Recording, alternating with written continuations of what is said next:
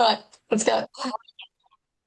Welcome everyone to another episode of Kidlit International. Today I have with me Chris from Turkey, Lauren and Emma from Brisbane, Australia, and Karen from Sydney, Australia.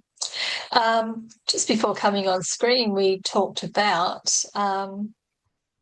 kids' books and illustrations and when do we stop using them in chapter books and what is the next step? Because producing a book is, I guess it's controversial is the wrong word. It's the whole world of publishing is changing, and it's changing greatly. And Emma, you're in animation, so you can take, I guess, the illustrative work you do to the next level. It's a whole other world out there. So, Chris, your books, you have illustrations in your chapter books. Can you talk us through yours, the importance of them? Where do they Yeah, start? How do they start? the two chapter books I did, there aren't any illustrations except for the front cover. Um, the other one you can see has got illustrations in every chapter, and it's very much aiming it at kids that don't want to be seen around with what they start considering as childish books, even though actually, if they see a picture book that they love, it doesn't really matter what age they are. But they like to be seen to be growing up, but they're not ready for the way I described it 5 years ago when the first book came out was they're not ready for the Harry Potter world. And there's this huge gap that I noticed at the time between those picture books and that next step up. So actually giving them something that's manageable, something that parents can sit there and read a chapter at night before bedtime, which was very much 1,000 words a chapter. That's their bedtime story, and we'll do the next chapter the next night. That was entirely the way I approached the books. The main reason for that, I'd love for them to be fully illustrated, but I can't draw. However hard I try, a straight line comes out like a circle and a circle comes out like a square. So there's no chance for me.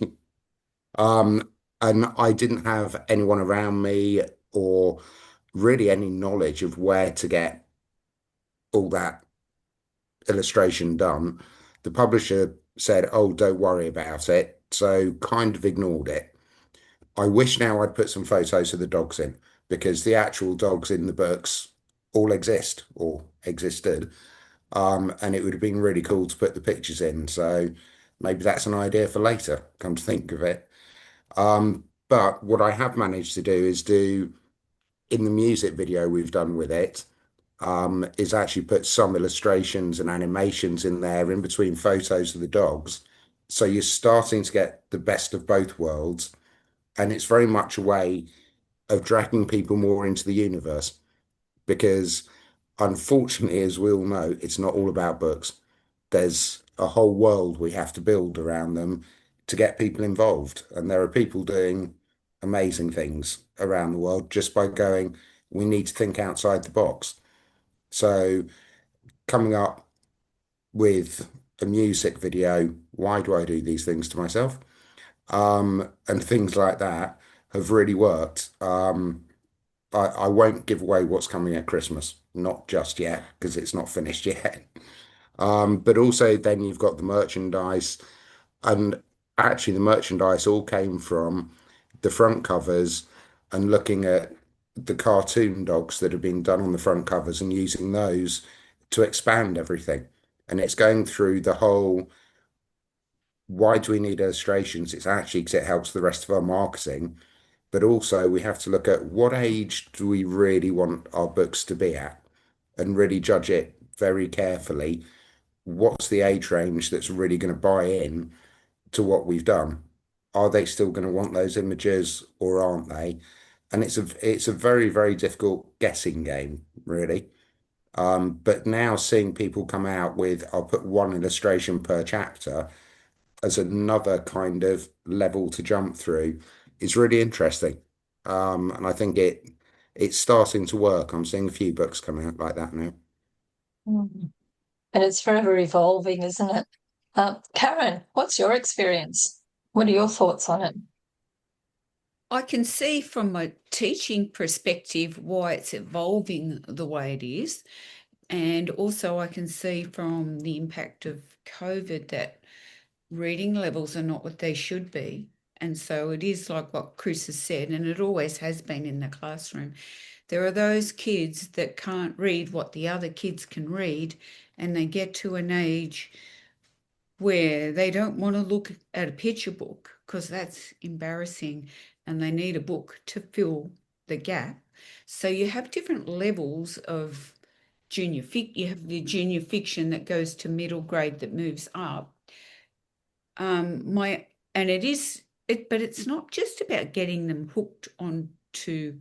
It is to get them interested and to get them to reading, but and I salute all of it, and I think it's great, and you want them to interact and get the message. But there's also the other point that if you don't do the hard yards and read, your reading doesn't progress and you're stuck at that level.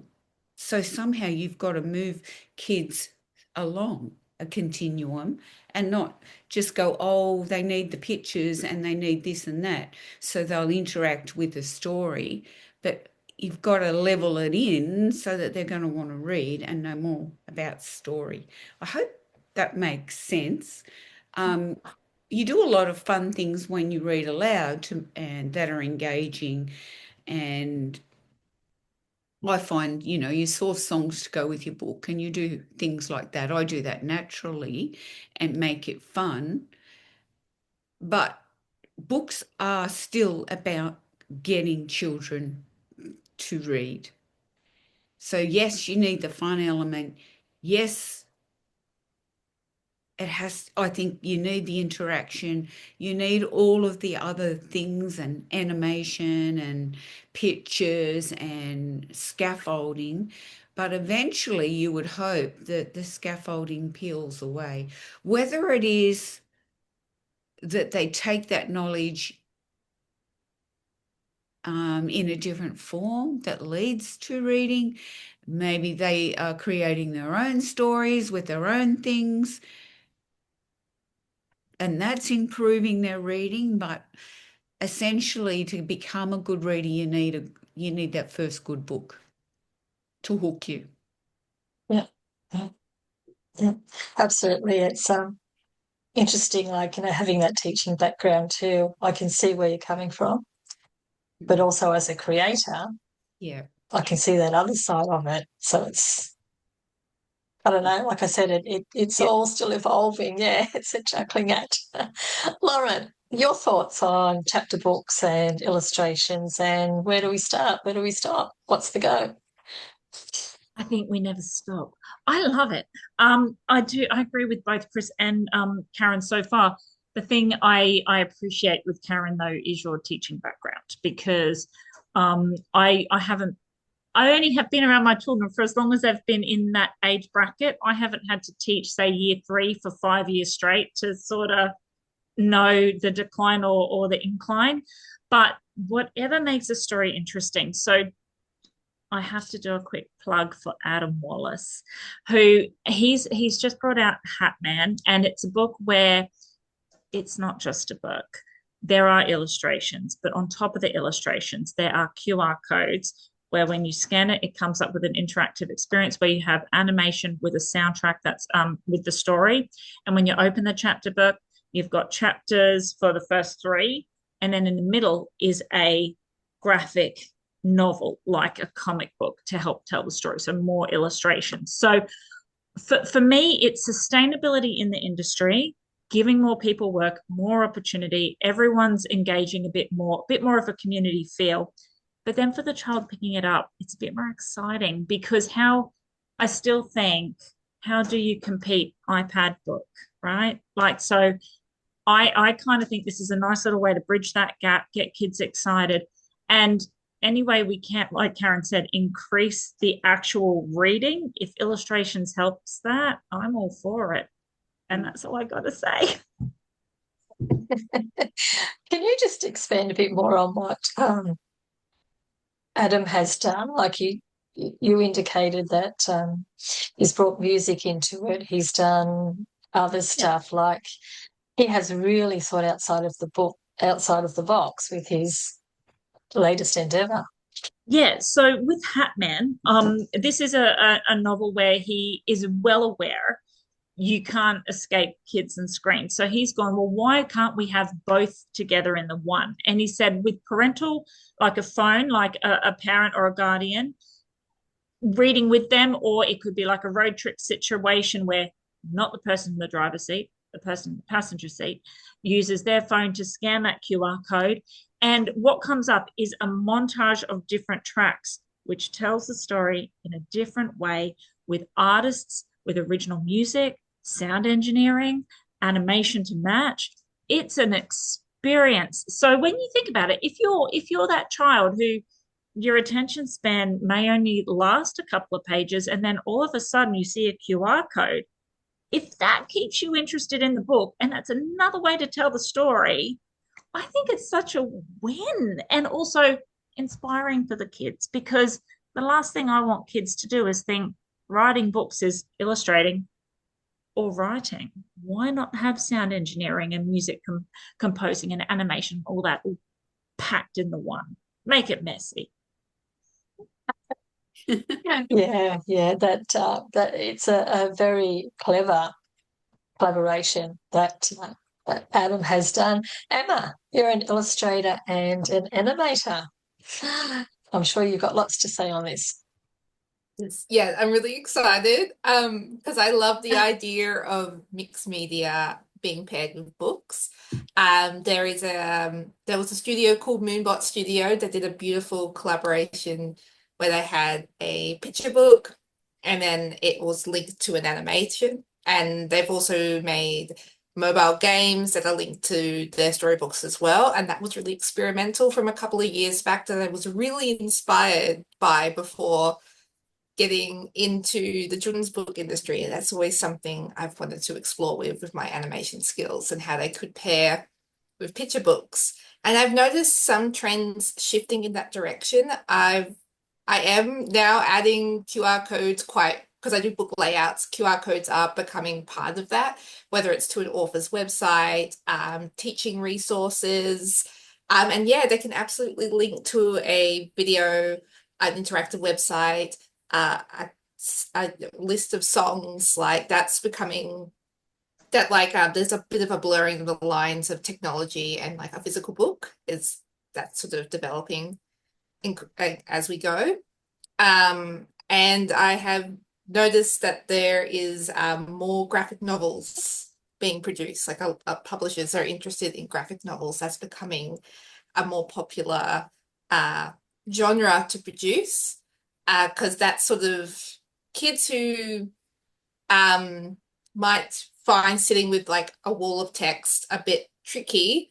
Graphic novels is something that kids might gravitate towards and get them into the habit of reading, get them into the habit of sitting with a book, investing in a long story, and that can hopefully transition into longer books. Because I do want to see reading skills not be lost as we sort of play with technology and visuals. I think the important thing when creating any sort of medium for young readers is to just make sure it's good quality media. Again, that's what I keep coming back to because there is rich visual languages in like illustration, so you can communicate a lot and create like a conversation around illustration.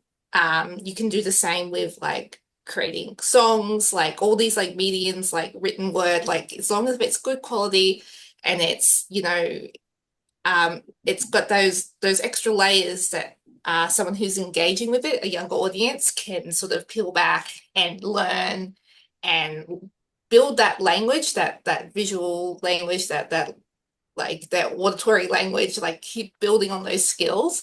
As long as we're delivering quality that, it's adding something. So it's not just making a pretty picture because it's nice to look at the pretty picture, but that pretty picture, that illustration is it's got that visual language, it's got those layers, it's got like the techniques you're using is like adding, it's communicating deeply, and that can be with any medium. So I think that's what we should be keeping in mind whenever we're producing text, or music or illustrations. We're reducing them to like build upon the story, and to add something, to say something, and to have many layers that can be explored. So I think that will help, because it's a tricky it's tricky seeing the transition into more visual media, and I think a lot the iPad is definitely part of that. Just got to look at ways to kind of bridge that gap. I hope that all made sense. Hope I had some meaning in my talk. And that's why you contact Little Boat Media for all your animation and illustration inquiries. In 2027 when I'm free. It did make sense. And when you were talking there, Emma, and I think you would agree, Karen, it caters for that differentiation in the classroom. It includes having that multimedia. It's still based on the book. Yeah. But it includes every child. I like Emma's about quality. Yeah. That's so important, because they're not to be sitting there being entertained. If it's quality, it's developing skills. There's a big difference. Yeah. It's the quality of the product. Yeah. Absolutely. Absolutely. So I have really, really loved this discussion today. And it's been great, and a plug to Adam and a plug to you, Emma, you Little Boat Media. All you wonderful animators, illustrators, creatives, and stuff like this is great, because our kids' books and the kids' publishing world is evolving, is looking at the bigger picture. It's not just you and one other person, or maybe two other people anymore. It's a whole. It's drawing on so many other things, and for the benefit of the child. So thank you, everyone, again for your wonderful insights and wisdoms, and we'll chat again next week. Thank you. Thank you.